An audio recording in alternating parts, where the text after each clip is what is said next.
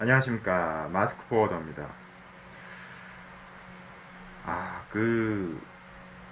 비가 너무 많이 와가지고, 특히 제가 살고 있는 이 강서구 방화동에 비가 너무 많이 와가지고, 어제도 엄청 잠겼더라고요. 그래서 피해가 없어야 될 텐데, 뭐 저야 어제 외근을 갔다 온 것도 아니고, 집에서 일만 했기 때문에. 근데 요즘 너무 비가 대책 없이 이렇게 하루 이틀 만에 쏟아지다 보니까 너무 힘든 것 같아요. 그래서 항상 그 이동 간에 안전운전에 유의하시기 바랍니다.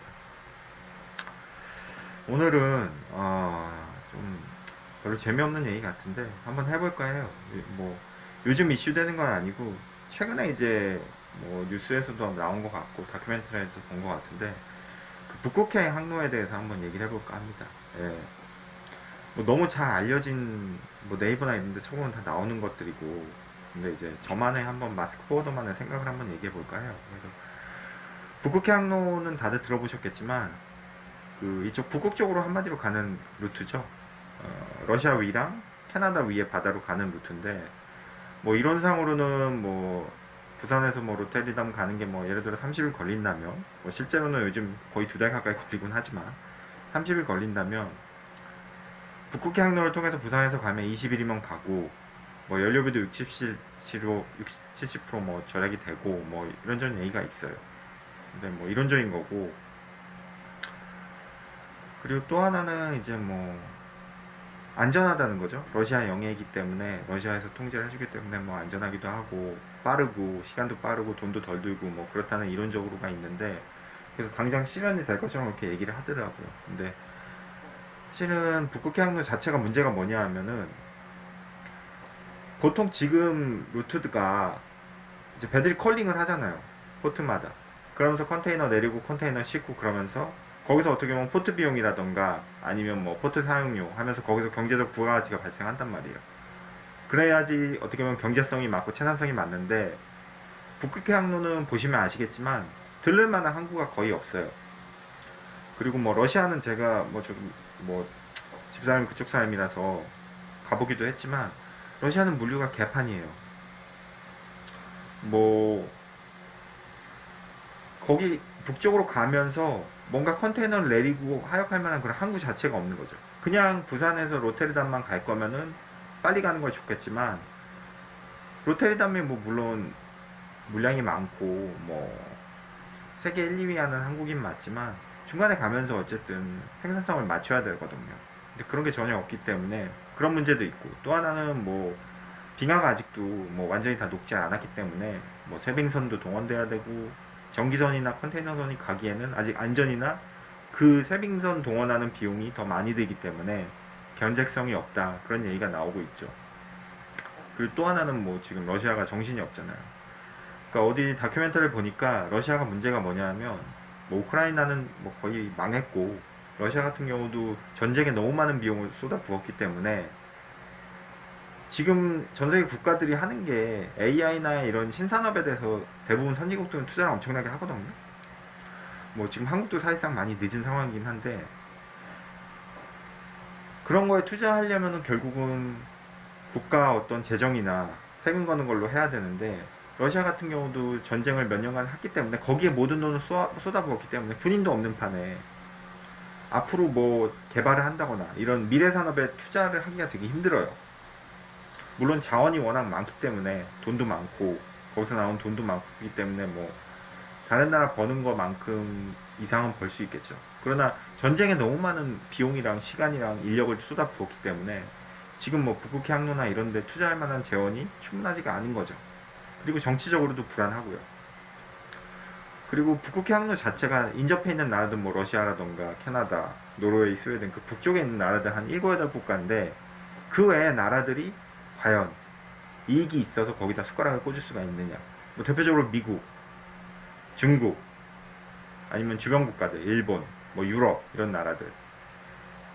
물론 그런 나라들도 경제성이 있기 때문에 투자할 수가 있지만 결국은 지금 컨테이너선이 다니는 길목 자체가 옛날에 그 대항해 시대 때 그 다니던 그 길목이거든요. 그러니까 대항해 시대라고 하면은 뭐 11세기, 12세기부터 시작을 해가지고 유럽에서 이제 포르투갈, 지금 이제 포르투갈이죠. 포르투갈은 이제 지금 호날두로 유명한 나라인데, 축구로 유명한 나라인데, 어떻게 보면 지금은 유럽에서 그렇게 별 볼 일 없는 나라는 맞아요. 근데 포르투갈이나 뭐 영국, 스웨덴, 그 전에는 포르투갈이었죠. 나라가 가난하다 보니까 이제 후추나 향신료 같은 것들이 중국에서 오는데 대부분 실크로드 통해서 오고, 그러려면 베네치아나 이런 무역하는 나라들, 이태리 그런 나라들이 마진을 많이 감겠죠, 당연히. 왜냐하면 힘들게 자기들이 저쪽에서 갖고 온 아라비아 상인들한테 다시 비싼 값에 샀을 테고, 그걸 또 중간에서 중개무역이라는 게 사실은 마진을 많이 남기는 게 중개무역이거든요. 왜냐하면 저쪽에서 내고를 해야 되고 싼 값에 최대한 사야지 자기네들 마진이 남으니까. 그리고 그걸 다시 파는 과정에서 여러 가지 인프라가 투자가 되는 거죠. 예. 뭐 창고 비용이라던가, 우리가 물류하기 때문에 잘 알잖아. 창고 비용이라던가, 포워딩이에요, 중개무역이 어떻게 보면. 창고 비용이라든가 핸들링 비용, 아니면 저쪽에서 갖고 온 데 따른 인력, 옛날엔 다 사람 힘으로 했으니까 그런 비용에 감아서 해야 되니까 어마어마하게 비싸게 팔았겠죠. 그러니까 저쪽 구석탱이에 있는 포르투갈 같은 나라들은 너무 비싼 값에 후추나 뭐 단 거, 좋은 물건들, 중국에서 온 좋은 물건들을 비싼 값에 살 수밖에 없는 거예요. 그러다 보니까 우리가 한번 뚫어보자 해서 생긴 게 이제 아프리카로 해가지고 조금씩 내려오는 길이 된 거죠. 그러니까 인류의 역사라는 거는 이건 제 생각인데 또 이상한 소리 하는데 죄송합니다. 사람의 생명을 갈아 넣으면서 앞으로 진보한 게 인류 역사예요. 그러니까 옛날 같은 경우, 딴 얘기로 빠져서 죄송합니다. 또 북극해 얘기하다가, 옛날 같은 경우에는 뭐 병원이 있어요, 뭐가 있어요. 옛날에는 뭐 이런데 칼로 베인, 정말 작게 다치지 않으니 웬만한큼 부상당하고 그러면 다 죽는 거죠. 예, 병원이 있어요, 뭐 있어요. 뭐 옛날에 의료가 뭐 발달한 것도 아니고, 전염병 한 명 돌면 패스트, 그래서 유럽 인구의 뭐 60, 70%가 다 죽었대잖아요. 전염병 한 명 돌면 그 마을은 끝장나는 거예요. 운이 좋거나 뭔가 뭐 면역이 운 좋게 뭔가, 그때는 면역이라는 그 개념도 없었으니까 면역이 어떻게 돼가지고 살아남은 사람들 외에는 그냥 싹 다 마을이 초토화되는 거죠. 그런 시대였죠. 마찬가지로 항로를 개발한다는 거는 인간의 생명을 갈아 넣는 거죠. 그러니까 뭐 옛날에 우리나라 조선시대인지 뭔지 모르겠지만 배 타면 죽는다는 얘기 있었잖아요. 근데 그 얘기가 괜히 나온 얘기가 아니거든요. 배 타면 죽는다는 말이 그만큼 배를 타면 위험하다는 얘기예요. 포르투갈에서 배를 몇 대를 보냈을까요? 지금같이 좋은 배도 아니고 그 영화에 나오는 그런 범선이잖아요. 100대를 보내면 한 대가 살아 돌아왔을까요? 그러면서 그 한 대가 살아온 그 사람들의 경험이나 경험치에 의해서 또 100대를 보내고, 그러면 2대가 살아나오고 3대가 살아남아, 그러면서 조금씩 항로를 내려가게 된 거죠. 그러니까 인간의 피로 쓴 역사인 거죠. 다만 이제 배를 탄 사람들은 이런 얘기하면 그렇지만 이 땅에서 희망이 없는 사람들이 탔을 거예요, 분명히. 예. 아니, 땅에서 잘 먹고 잘 살면 뭐하러 위험하게 배를 탑니까? 도박이라는 건 자기가 가진 게 없을 때 하는 거죠. 그러니까 제가 볼 때 이 역사에서 말하는 모험가들, 뭐 그런 사람들 있잖아요. 뭐 유명한 콜럼버스라든가 그런 사람들은 다 그냥 막장 인생이었던 사람들이 많을 거예요. 예. 물론 뭐 모험 정신이 투철해가지고 부자인데도 불구하고 그런 사람도 있겠지만 대부분 막장 인생이죠. 자기가 부자면 뭐하러 목숨 걸고 나가요. 차라리 그 배에 투자를 하지. 그쵸? 그런 사람들처럼, 그런 사람들이 이제 조금씩 항로를 넓혀가다 보니까 그게 이제 아프리카 아래 뭐 희망봉까지 오게 됐고, 그러면서 쭉 올라가서 인도를 하고 해가지고 이렇게 쭉 가는 거죠. 그래서 루트가 발견된 게 결국 마지막 발견된 게 일본이잖아요. 예. 그리고 그렇게 가는 루트가 이제 지겨워서, 그래서 반대로 한번 가볼까 해서 대박 친 게 콜럼버스고요. 예, 대박 쳤죠. 반대로 한번 가서. 보통 그 당시 사람들은 반대로 가면은 땅이 끝난다고 생각을 했다고 그러나 봐요. 예. 근데 이거를 지금 사람들이 바보라고 느끼면 안 되는 게, 우리도 지금 그렇게 땅이 끝이라고 생각하는 것들이 많아요. 근데 10년 후에 또 개발이 되잖아요. 뭔가 과학이든 기술에 의해서. 마찬가지로 그때 사람들은 이쪽으로 가면 땅이 끝난다고 생각을 했는데, 땅이 끝난 게 아니라, 예, 서인도 제도가 나타났죠. 예. 지금으로 치면 뭐 파나마 그런 데죠. 파나마 운하 있는데. 그렇게 해서 대박친 게 콜럼버스인데, 그렇게 수백 년에 걸쳐서 아주 조금씩 조금씩 인간의 생명을 갈아 넣으면서 발견된 게 지금의 루트란 말이에요. 그리고 또 하나는 선사들을 볼 필요가 있는데, 뭐 대한민국은 현대상선이 있다고는 하지만 사실 별로 변변치 않고, 대부분 선사시장은 유럽이랑 일본? 뭐 그 정도가 나눠간다고 보시면 됩니다. 그러니까 항공기 같은 경우는 아이아타 자체가 캐나다랑 미국 북미 쪽에 있어서 항공시장은 미국이랑 유럽이 양분하고 있는데, 선사시장은 유럽이 거의 잡고 있어요. 왜냐하면 일단 선사시장이라는 건 조선업이랑도 관련이 있고, 그리고 또 하나는 그 선사 선복을 굴리는 그런 노하우, 기술, 인프라 그런 게 있는데, 아시겠지만 뭐 머스크라던가, 머스크가 스웨덴이나 덴마크 선사일 거예요 아마. 유럽 선사고, MSC도 뭐 스위스, 오스트리아 선사로 알고 있고, CMA, CGM도 프랑스계, 그리고 합방로이드는 독일, 이름에서도 아시겠지만 합방로이드는 독일, 그리고 뭐 우리가 아는 뭐 뭐야 ONE 뭐 그런 데는 일본계 선사잖아요. 아닌가요? ONE가 일본계 선사 아닌가요? 예. 그런 것처럼 대부분 메이저 선사들은 유럽이나 일본계가 많아요. 뭐 당연히 요즘 중국 중심인 게 중국도 코스코라던가 뭐 그런 선사들이 많고, 다만 이제 한국은 멍청하게도 정부에서 한진을 날렸죠. 예. 그러니까 이게 참 나라가, 정부가 똑똑해야 되는데 정부가 멍청하면 이런 짓을 하는 거죠. 예. 경제 논리로 해야 될 때가 있고 정치 논리로 해서 결정을 해야 될 수도 있는데, 경제 논리로 해야 될 땐 정치 논리로 죽여버리고, 정치 논리나 시대나 정서적 상황을 더 배려하고 경제 논리 조금 무시해야 될 때는 오히려 그 반대로 하고, 그래서 멍청하게 한진을 날려버렸죠. 예. 하여튼 그래서 대한민국은 이렇게 변변한 선사는 없지만, 어쨌든 우리는 이 가는 이 어떤 뭐라 트렌드에 절대 여기서 놓치면 안 돼요. 그러니까 뭐냐면은 북극해 개발을 사실 지금 인접한 나라들, 그러니까 앞에 말했던 북극해에 대한 정보는 누구나 다 알고 있는 정보고 네이버 치면 나오지만, 더 중요한 건 지금 이거거든요. 이거에 대해 어떻게 한국이 대응을 하느냐. 그러니까 북극해 인접한 나라는 사실 캐나다, 러시아, 뭐 스웨덴, 노르웨이 이런 한 7, 8개국밖에 없어요. 아까 말씀드린 대로. 걔네들은 자기네 영해니까. 근데 지금 중국도 자기네 직접 영해는 아니거든. 중국에서도 한참 올라가야 돼요. 근데 중국이 되게 눈독을 들이고 있거든요. 그거는 뭐냐 하면, 우리가 항상 고생했던 게 있잖아요. 20세기 초에. 세계가 어떻게 돌아가는지 몰라서 일본한테 먹혔잖아요. 그때 정부도 굉장히 무능했고, 지금처럼.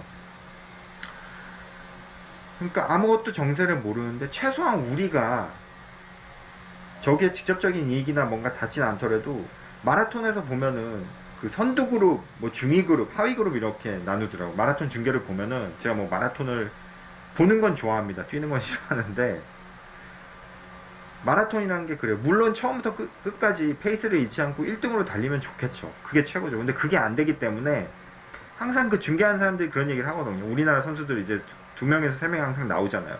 뭐 그 중에 1명이 메인이고, 나머지 한두 명 그 뛰시는 분들은 페이스메이커로 알고 있어요. 제가 알기로. 물론 뭐 그분들이 메달을 따면 더 좋겠지만, 3명 중에 어쨌든 제일 기대주가 있고 조금 이렇게 서포터가 있는 거죠.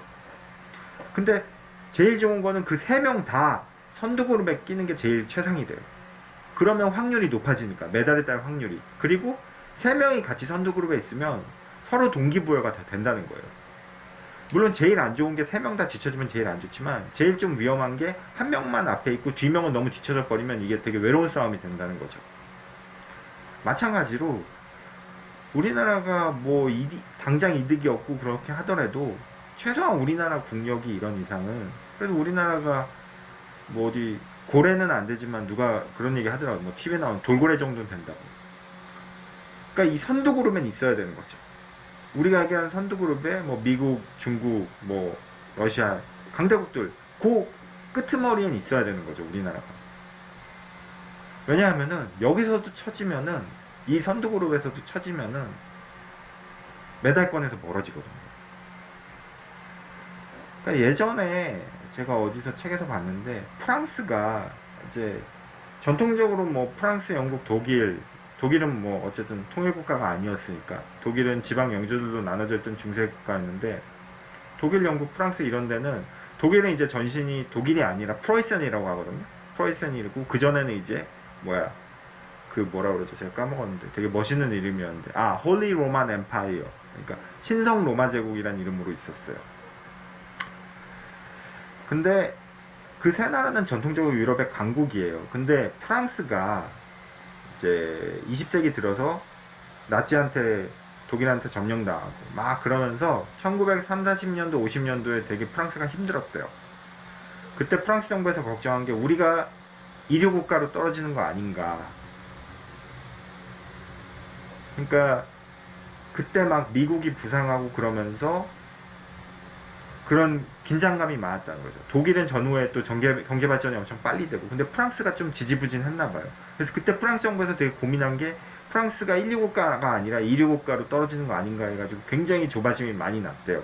그래서 그때 핵개발도 한 거고 뭐 그런 비화가 있는데, 마찬가지로 한국은 온 역사를 통해 가지고 굉장히 오랫동안 중국의 사실상 식민지 아닌 식민지 영향을 받는 식민지 생활을 했고, 또 일본한테 먹히고 그런 생활을 했단 말이에요. 근데 지금은 정말 어떻게 보면 한국이 그래도 무역도 한 12하고 굉장히 선두권에 있단 말이에요.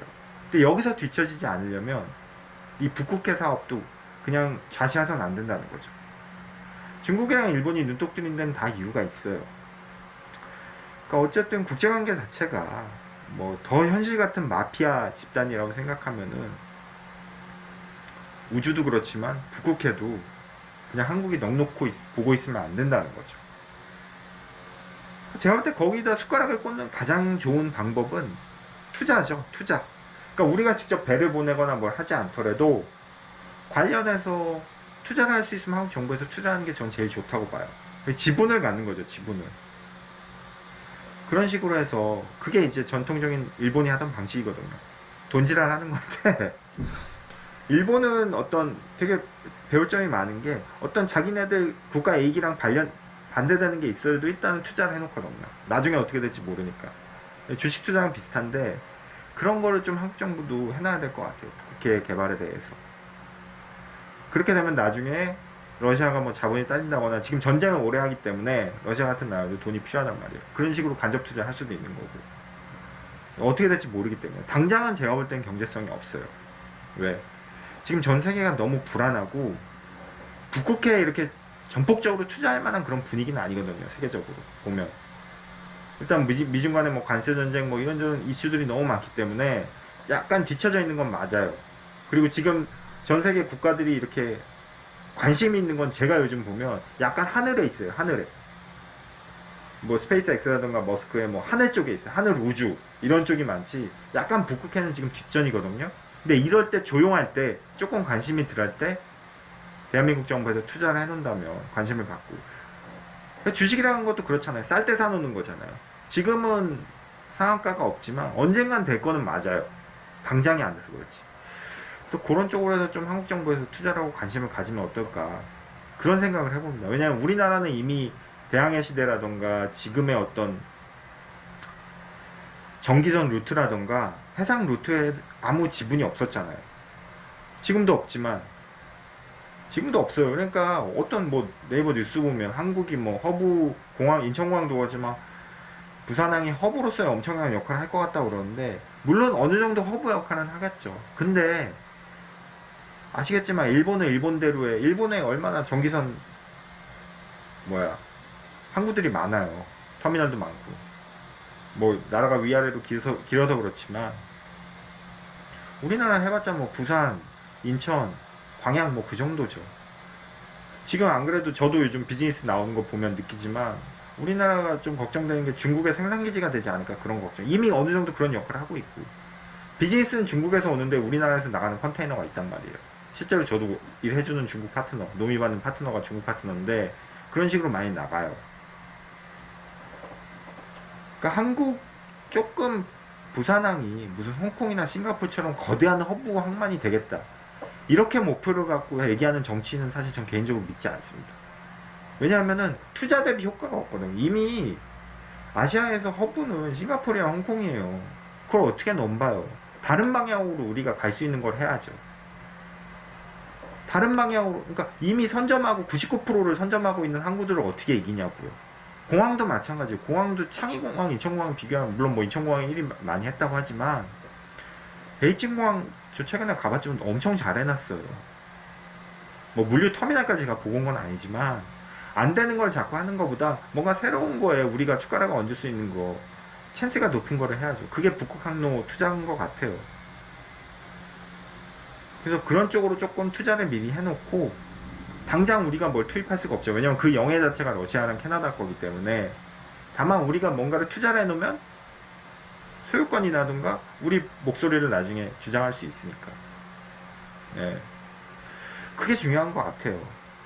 2000년 동안 아무 역할도 못하고 그냥 소소했던 어디 동방예의지국이란 좋은 말로 표현을 해서 우리가 힘이 없었지만 지금은 그래도 조금 나라에 이제 국력이 생겼잖아요. 그러다 보니까 이런 거 투자할 때 또 협력할 건 협력하고 일본이랑 중국이랑 얘기해서 그런 식으로 조금 유연하게 가는 게 북극해 항로에 대해서 좀 뭐라 그러지?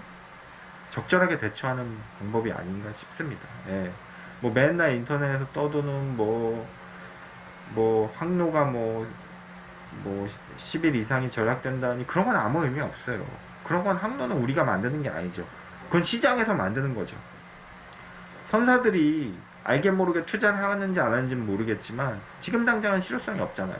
컬링한 포트도 많이 없고 일단 러시아 영해고 러시아에서 허락하지 않는 이상 이거는 열리지가 않는 거죠. 다만 적립금 쌓듯이 조금 투자를 했나 보면은 발에 이리저리 걸쳐 놔야 된다는 거죠. 예. 그런 의미에서 의미가 있을 것 같고요. 그게 인프라 구축이 된다면 당연히 뭐 10년이든 20년이든 30년 후에 호딩 업계에 있는 분들은 부킹을 하겠죠. 근로에서 부킹을 하는 거고. 그래서 저희가 뭐 MVOCC 포딩 하는 사람들로서 뭐 우리가 뭘 선택권을 갖고 그런 건 없잖아요. 우리는 말 그대로 베네치아 상인들처럼 중간에서 저쪽에서 싸게 받아서 비싸게 팔고 그 마진 먹고 사는 빠데코고 사는 어떻게 보면 그런 존재들이기 때문에 어떻게 보면 베네치아 상인들처럼 아니면 유태인들처럼 그렇게 좀 중간에서 하는 역할이기 때문에 뭐 우리가 그렇게 크게 할 건 없지만 오늘 아침에 좀 짜증나는 얘기를 제가 하면서 영상을 마무리하도록 하겠습니다. 유대인들은 돈도 잘 벌고 일도 잘하는데 왜 우리 회사 이스라엘 파트너 일을 그렇게 개판으로 하는지 모르겠습니다. 얼마 수입이 들어오는 게 있는데 아예 마스터 에이전트부터 해가지고 ETA를 잘못 알려줬어요. 그래서 지금 수입자한테 내일 입항이라고 얘기했는데 알고 보니까 9월 초 입항인 거죠. 3달 반에서 4달이 걸렸는데 미치겠습니다. 현실의 그 이스라엘 포워더들은 일을 잘 못하는 것 같아요. 예. 마스크 보여드렸습니다.